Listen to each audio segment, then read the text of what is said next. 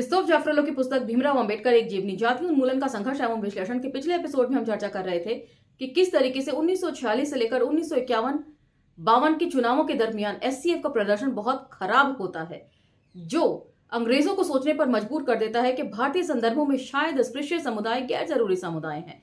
यहां से डॉक्टर अंबेडकर का मंथन जो है वो जारी होता हुआ 3 निष्कर्षों पर पहुंचता है। सबसे पहले यहाँ की जो चुनाव प्रक्रिया है उसे वे दोषपूर्ण मानते हैं और अस्पृश्यों के लिए यदि पृथक निर्वाचन मंडल सैंक्शन नहीं किया जाता है तो फिर आरक्षित सीटों का प्रावधान भी डॉक्टर अंबेडकर को नहीं चाहिए।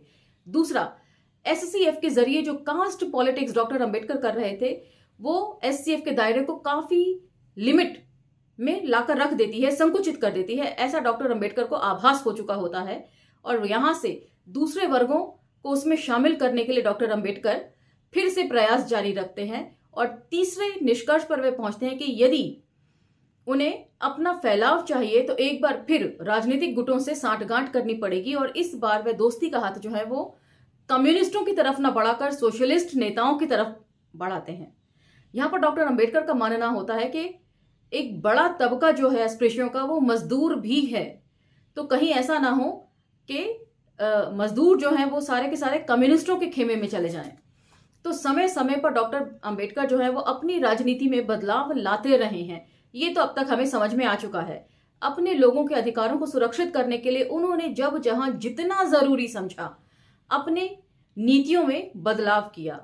इसीलिए राजनीतिक तौर पर एक सफल संगठनकर्ता न होते हुए भी डॉक्टर अंबेडकर जो है अस्पृश्य समुदायों के अधिकारों को बहुत हद तक सुरक्षित कर सके। आज के एपिसोड में हम इसी के ऊपर और ज्यादा फोकस करेंगे और जानेंगे कि अंत में अपने कट्टर विरोधी कांग्रेस से सांठगांठ करने की क्या वजह थी। तो चलिए मेरे साथ। जय भीम, मैं शालिनी और आप देख रहे हैं अंबेडकर नामा। और आज के एपिसोड में हमको एक छोटी झलक भी मिलेगी बाबू जगजीवन राम और डॉक्टर अंबेडकर के संबंधों को लेकर। काफी कुछ मीडिया पर चलता रहता है, उसके ऊपर भी एक छोटी सी नजर हम डालेंगे। चलिए।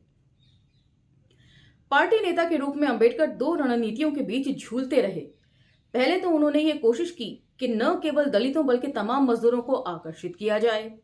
इसके लिए उन्होंने आईएलपी का गठन किया, मगर इस पार्टी का एजेंडा इतना व्यापक था कि उसका मूल दलित विचारधारा और अंबेडकरवाद के समाज शास्त्र के साथ मेल बिठाना मुश्किल था। वही कि कास्ट पॉलिटिक्स यदि आप करेंगे तो फिर आप अपने फैलाव को बहुत लिमिट में कर देते हैं। ये बात डॉक्टर अंबेडकर को समझ में आ गई थी, तो वे कभी कास्ट पॉलिटिक्स यानी कि जात की तरफ लौटते थे और कभी वर्गों की तरफ यानी कि जमात की तरफ लौटते थे। लिहाजा बाद में एससीएफ की स्थापना की गई, जो अस्पृश्यों के हितों पर वापस लौटने का एक रास्ता थी। इस पार्टी का दायरा बहुत ज्यादा संकुचित साबित हुआ। लिहाजा अंबेडकर को एक नए ढंग से एक बार फिर आईएलपी के मूल दर्शन पर ही लौटना पड़ा, जमात से जात की तरफ, फिर जात से जमात की ओर।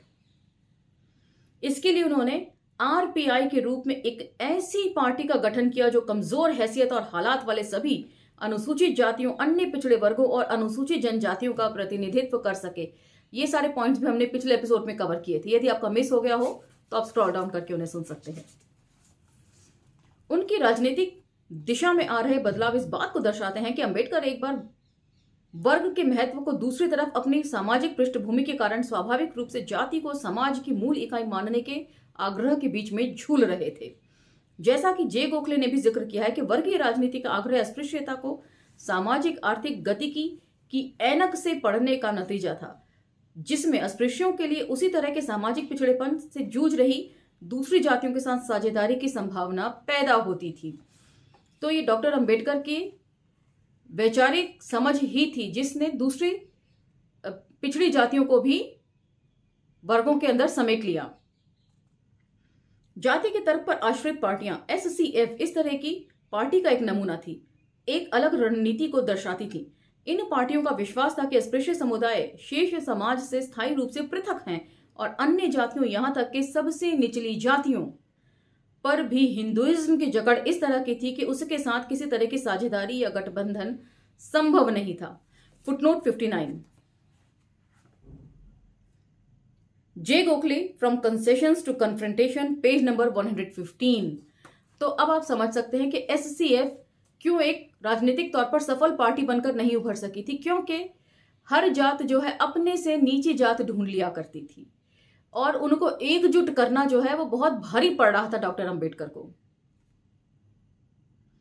अंबेडकर के इस अनिर्णय से पता चलता है कि जहां एक तरफ वे हिंदू समाज के भीतर ऊपर उठने की आकांक्षा रखते थे, वहीं दूसरी तरफ वे हिंदू समाज से पूरी तरह संबंध विच्छेद भी कर देना चाहते थे।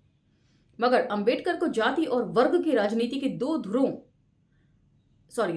पर सीमित करके गोखले ने दरअसल एक तीसरे पहलू को नजरअंदाज कर दिया है। वो तीसरा पहलू क्या है, सुनिए। उनके राजनीतिक प्रयोग की परिणति क्या हुई। अंततः अंबेडकर एक ऐसी पार्टी की कल्पना पर पहुंचे जो न तो अस्पृश्यों के दायरे तक सीमित होगी और वर्ग के तर्क से भी परे जा सकेगी। एक ऐसी पार्टी जो निचली जातियों और जनजातियों में मौजूद सारे समूहों की प्रवक्ता बनेगी। तो सभी जो दमित शोषित समाज हैं, वर्ग हैं, उनका प्रतिनिधित्व अकेली करेगी। ये परियोजना अंबेडकर के उस विलक्षण का अभिन्न हिस्सा थी जिसके अनुसार भारतीय समाज की समझ और व्याख्या मार्क्सवादी अवधारणाओं और परिभाषाओं के जरिए नहीं की जा सकती है। तो अब फाइनली क्रिस्तोफ जाफरेलो भी इस चीज को मान रहे हैं कि अंबेडकरवाद जो है वो मार्क्सवाद से मिलता जुलता तो है, लेकिन फिर भी मार्क्सवाद को जो है वो पूरी तरीके से भारतीय संदर्भों में लागू करके नहीं रख सकते आप। उनकी ये परियोजना इस परिकल्पना पर भी आधारित थी कि श्रेणीबद्ध असमानता यानी कि ग्रेडेड इनइक्वालिटी धीरे धीरे धुंधली पड़ जाएगी। निरंतर हैसियत वाली जातियों और जनजातियों के बीच एक क्षैतिज एकजुटता पैदा होगी और इस तरह अभिजात्य वर्गों के विरुद्ध एक बड़ा ब्लॉक सामने आएगा। तो कितने बड़े फलक पर डॉक्टर अंबेडकर सोच रहे थे।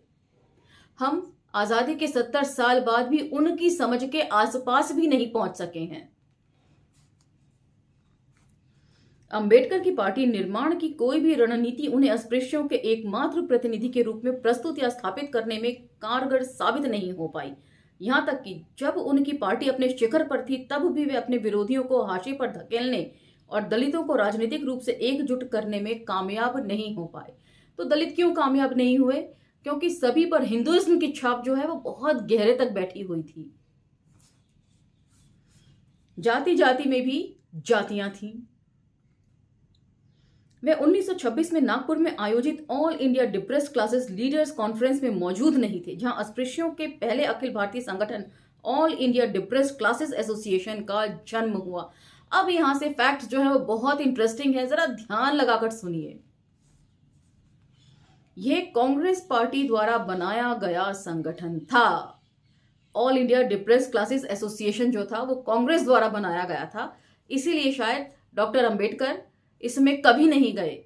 इसके जितने भी अधिवेशन हुए उन्होंने वहां एब्सेंट ही रहे। वो अंबेडकर को उनकी अनुपस्थिति में एसोसिएशन का उपाध्यक्ष चुना गया। MC राजा इसके अध्यक्ष चुने गए।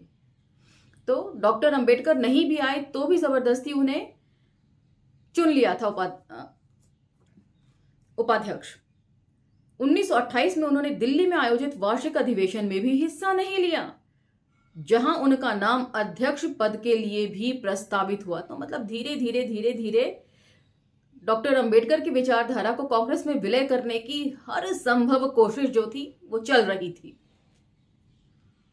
अंततः 1930 में उन्होंने एक प्रतिस्पर्धी संगठन के तौर पर all India depressed classes Congress की स्थापना करी। तो अब यहां पे कंफ्यूज होने की जरूरत नहीं है। एक तरफ है all India depressed classes association जो कांग्रेस ने बनाया था और दूसरी तरफ डॉक्टर अंबेडकर ने बनाया था all India depressed classes Congress. Association और कांग्रेस के बीच ये विरोध 1932 में अपने चरम पर पहुंच गया था, जब MC राजा ने पृथक निर्वाचन मंडल की मांग को खारिज कर दिया और पूना पैक्ट के सवाल पर गांधी जी को समर्थन देने का फैसला किया। तो ये सब कुछ हम पहले डिस्कस कर चुके हैं। उन सब चीजों की वजह क्या थी वो अब हम डिस्कस कर रहे हैं कि 1932 से पहले क्या क्या चीजें घटी थी, किस तरीके से कांग्रेस और डॉक्टर अंबेडकर के बीच में खटास जो है वो लगातार बढ़ती चली गई।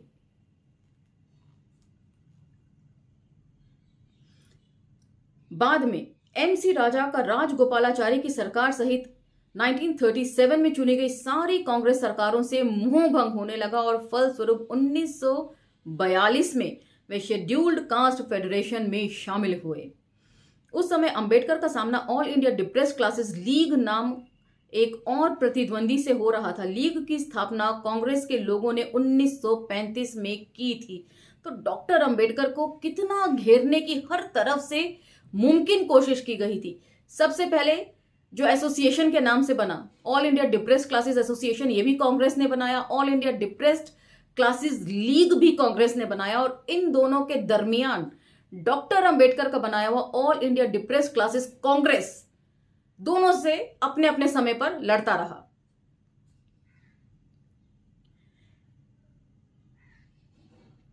लीग की स्थापना कांग्रेस के लोगों ने 1935 में की थी। जगजीवन राम इस नए संगठन में एक मुख्य किरदार थे। वे बिहार कांग्रेस के कर्ता धर्ता राजेंद्र प्रसाद के शिष्य थे। लीग का गठन ये सोचकर किया गया था कि इससे कांग्रेस को नए गवर्नमेंट ऑफ इंडिया एक्ट 1935 में निर्धारित की गई आरक्षित सीटों पर दलित मतदाताओं को आकर्षित करने के लिए एक राजनीतिक मंच मिल जाएगा। फुटनोट 60।